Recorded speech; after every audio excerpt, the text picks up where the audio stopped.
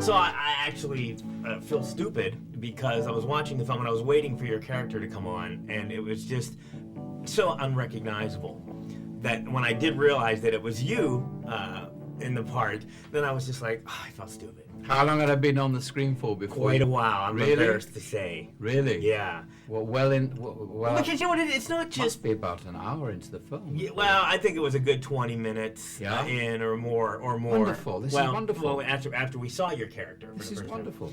So yeah, so that's a compliment. I mean, enormous compliment. I wanted to completely lose myself. It's a great. You see, acting is very odd, and we can choose roles for all sorts of reasons.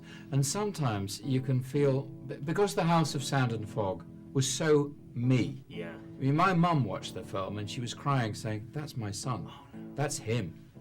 And it was so highly personal, that performance.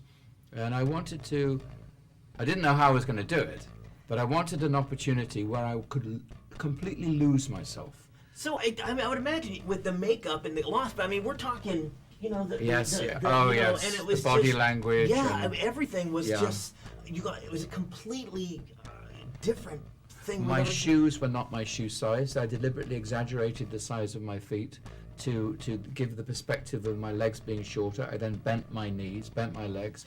I then bent my back. I then put prosthetic teeth in.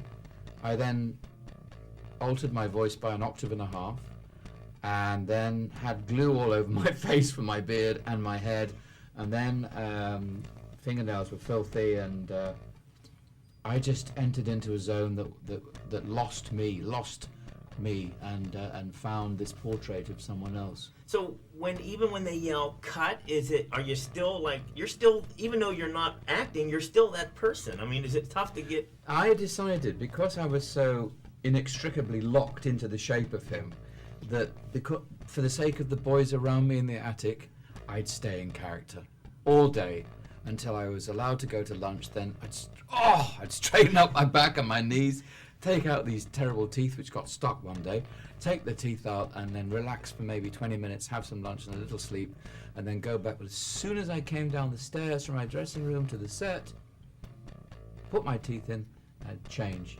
I talked to the grips, the cameraman, the electricians, the painters, everybody there as Fagin.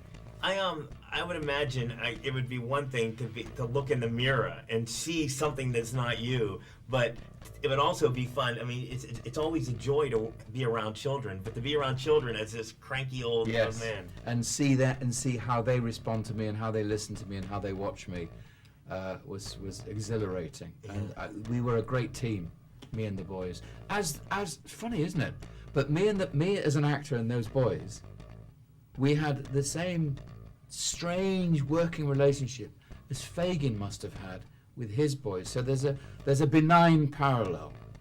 I mean, some actors would say, "Oh, you know what? Just be nasty to them. Just be nasty to them all day. They'll get it." Some directors would do that. It's horrible. No, just be horrible to them. They won't have to act. Just be nasty. No, I was so kind and sweet to them between takes, and they got quite there was one scene where one of them actually had his hand on my shoulder while I was talking. There's a kind of bizarre trust between Fagin, the collapsed father, who's invented this odd family around him. He's created his own family. Something rather tragic about that. Thank you so much. Thank you. Wonderful Thank you. job. Thank you. We could talk all morning. Did